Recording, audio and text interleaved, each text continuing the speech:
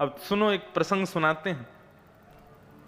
जब समुद्र मंथन हो रहा था ना, तो समुद्र मंथन में जैसे ही अमृत कलश निकला तो दैत्य लेके भाग गए। दैत्य लेके जैसे ही भागे तो सब देवता दौड़े दौड़े भगवान के पास गए, बोले भगवान ये तो बड़ा गलत हुआ, मेहनत हमने की और अमृत लेके चले गए सारे दैत्य। ठाकुर जी बोले चिंता मत करो, मैं कुछ करता हूं। इतने में ही भगवान अति सुंदरी, परम सुंदरी मोहिनी के रूप में प्रकट हो गए। इतने सुंदर बन के आए, इतने सुंदर बन के आए, सारे देवता पहले उन पर मोहित हो गए। भगवान सबको समझा रहे हैं, अरे मुझ पे क्यों मोहित हो रहे हो, मैं दैत्यों को मोहित करने आया हूं, तुम लोग क्यों हो रहे हो।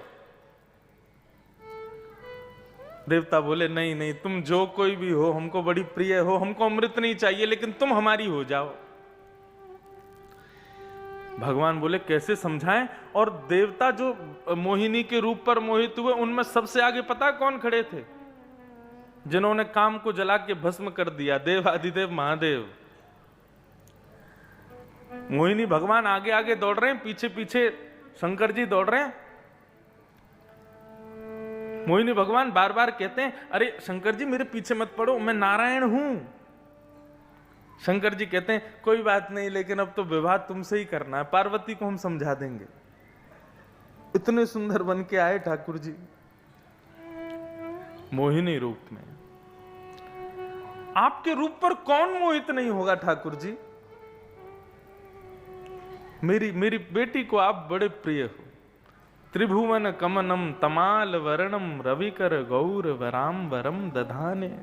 आहा, हमारे पूज्य नाना जी कथा में बताया करते थे कि जब नंद भवन से नंद नंदन पीतांबरी पहन करके, सुंदर मोर पीछ लगा करके, बाकी अदा से पीला पटका डाल करके जब नंद भवन से बाहर निकलते हैं,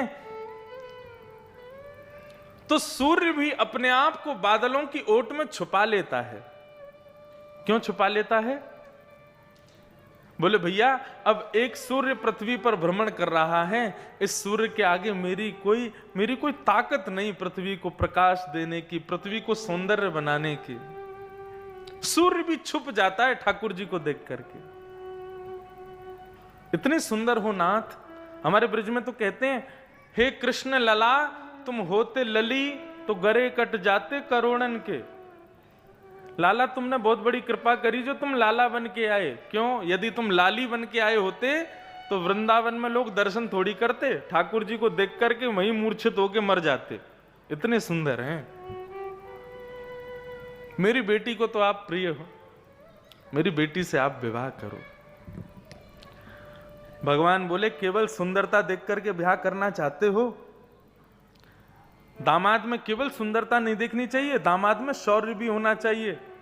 अरे जीवन में इतने उतार चढ़ाव आते हैं, हमारी बेटी को कहीं कोई जीवन में विपत्ति आ गई और हमारे दामाद ने बेटी को छोड़ दिया, तो शौर्यवान होना चाहिए दामाद। केवल सुंदरता पे मत रीझो। भीष्म पितामह बोले तो आपसे ज्यादा शौर्यवान भी कोई नहीं है, कैसे शौर्यवान हो आप? तब भीष्म पितामह कहते हैं, युधितुर गरजो विधुम्न विश्व कचलुलि तश्रम वार्य लंकृताश्य ममनिषि तशरैर विविद्यमान क्वचिविल सत कवचेस्तु कृष्ण आत्मा।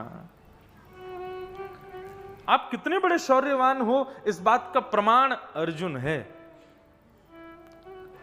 महाभारत के उस विशाल युद्ध में एक बाण भी अर्जुन को स्पर्श नहीं कर पाया, जबकि सारे बाण चलाए अर्जुन को मारने के लिए ही जा रहे थे। दुर्योधन का निशाना तो अर्जुन, भीष्म पितामह का निशाना तो अर्जुन, दुशासन का निशाना तो अर्जुन, सबके निशाने में अर्जुन था। लेकिन उस अर्जुन को एक बाण ने भी स्पर्श नहीं किया। क्यों? क्योंकि अर्जुन के सारथी आप थे। इससे यह बात सिद्ध होती है कि आप बहुत शौर्यवान हो। मेरी बेटी को अर्जुन की तरह सुरक्षित रखोगे।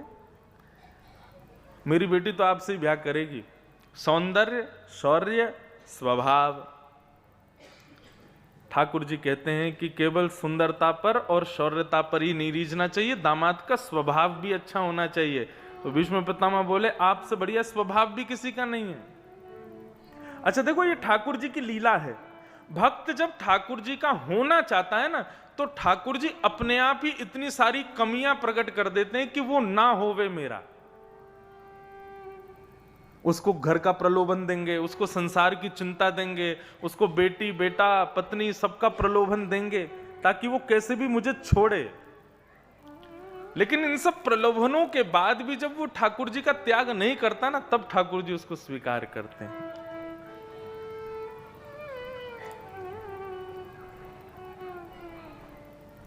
भीष्म पितामह ठाकुर जी से कह रहे हैं, प्रभु आप जैसा स्वभाव भी नहीं है किसी का।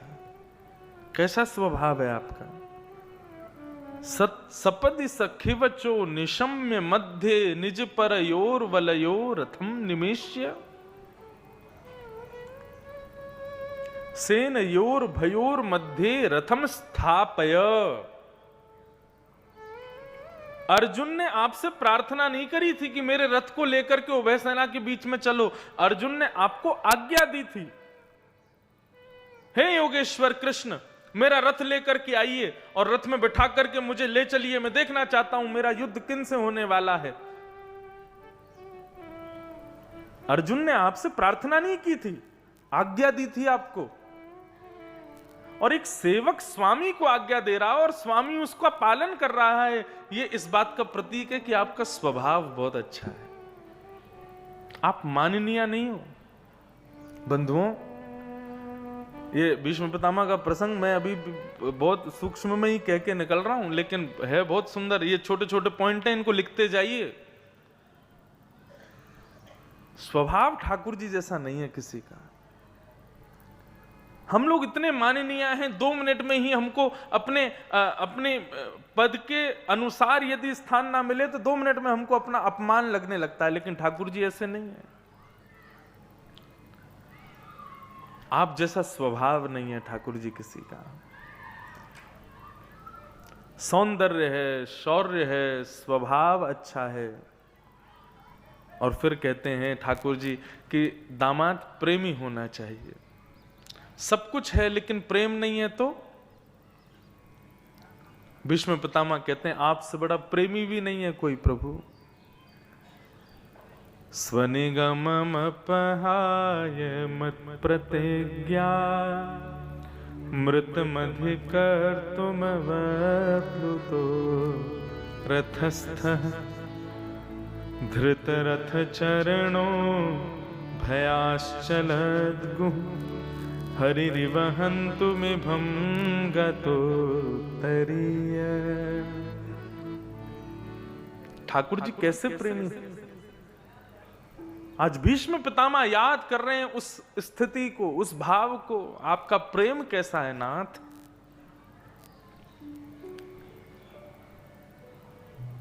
दुर्योधन के सामने आपने प्रतिज्ञा ली थी कि मैं शस्त्र नहीं उठाऊंगा। जब आपने प्रतिज्ञा ली थी कि शस्त्र नहीं उठाऊंगा, तब मैंने भी प्रतिज्ञा ली थी कि वासुदेव कर चक्र न धरहि तो तुमको मुख न दिखाऊं, लाजत है मेरी गंगा जननी में शंतनु सुत न कहाऊं। आपने प्रतिज्ञा ली थी कि मैं शस्त्र नहीं उठाऊंगा, और मैंने प्रतिज्ञा ली थी कि इनके हाथ में शस्त्र कैसे भी उठवाऊंगा।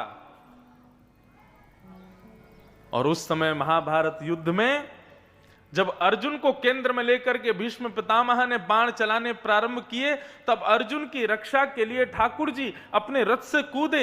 एक दृष्टि भीष्म पितामह की ओर, दूसरी दृष्टि रथ के पहिए की ओर। जैसे ही मौका पाते ही हाथ में रथ का पहिया पड़ा है, रथांग पाणी बनकर के ठाकुर जी झपटे हैं भीष्म पितामह के ऊपर। भीष्म पितामह ने जैसे ही देखा कि हाथ में रथ का चक्का उठा लिया, तुरंत भीष्म पितामह ने धनुष बाण नीचे रख दिया और ताली बजाने लगे। बोले वाह वाह वाह, जय हो जय हो जय हो नाथ। बताओ आप लोगों ने ताली क्यों बजाई? बताओ मुझे। नहीं, आज बताई दो क्यों बजाई आपने। क्या हुआ अभी जो आपने ताली बजाई? भीष्म पितामह की तो मुझे पता उन्होंने क्यों बजाई, आपने क्यों बजाई बताओ। अभी चोरी पकड़ी गई। हाँ, आपको पता है, मुझे पता है। क्यों बजाई भीष्म पितामह ने ताली? भीष्म पितामह कहते हैं, आप कहो मैं शस्त्र बिन भूमि हरहूं सब भार। आप तो बड़े बड़े कह रहे थे कि मैं शस्त्र नहीं उठाऊंगा। आप कहो मैं शस्त्र बिन भूमि हरहूं सब भार, तू हमको क्षत्रिय ना गिने, बोले ही वचन विचार। आप तो बड़ी प्रतिज्ञा ले रहे थे कि मैं शस्त्र नहीं उठाऊंगा, मैं बिना शस्त्र के युद्ध करूंगा। ये हाथ में क्या लगा है आपके? भीष्म पितामह हाथ में रथ का चक्का लेके खड़े थे। तभी ठाकुर जी प्रत्युत्तर कितना सुंदर देते हैं। रथ के चक्के को दूर फेंक करके ठाकुर जी कहते हैं, डार चक्र हरिहस पड़ो दियो उत्तर ब्रजराज, आज तजी प्रतिज्ञा मोरी में तोरी प्रतिज्ञा काज। देखो अब जिनको समझ आई उनने बजाई ताली, जिनको नहीं आई वो बैठे हैं। भैया समझदार को इशारा काफी, भागवत इशारे की भाषा है। आजकल वो बात अलग है कि सब कथा सुनना चाह रहे हैं, सब कथा करवा रहे हैं, लेकिन भागवत इशारे की भाषा है, सबको समझ नहीं आती।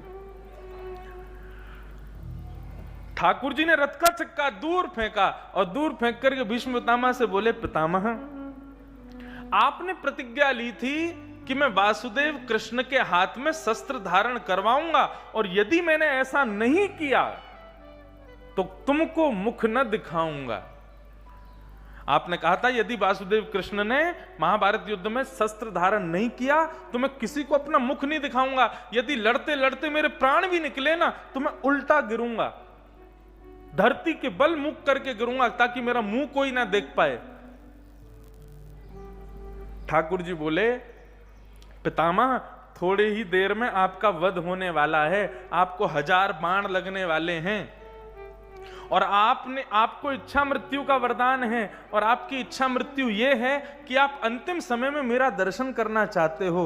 यदि मैं शस्त्र नहीं उठाऊंगा तो आप उल्टे गिरोगे, और उल्टे गिरोगे तो मेरा दर्शन कैसे करोगे? आपकी अंतिम इच्छा पूरी हो इसके लिए शस्त्र उठाया है मैंने। भीष्म पितामह रोते रोते चरणों में गिरे ठाकुर जी के। प्रबल प्रेम के पाले पड़कर हरि को नियम बदलते देखा, अपना मान टले टल जाए पर भक्त का मान न टलते देखा। पूरे महाभारत युद्ध में प्रतिज्ञा तोड़ी ठाकुर जी ने, और वो प्रतिज्ञा केवल इसलिए तोड़ी ताकि अंतिम समय जब आवे तब भीष्म पितामह मेरा दर्शन करे, केवल इसलिए। आपके यहां से खीर चोरा गोपीनाथ कितनी दूर हैं? 2-2.5 घंटे का रास्ता है।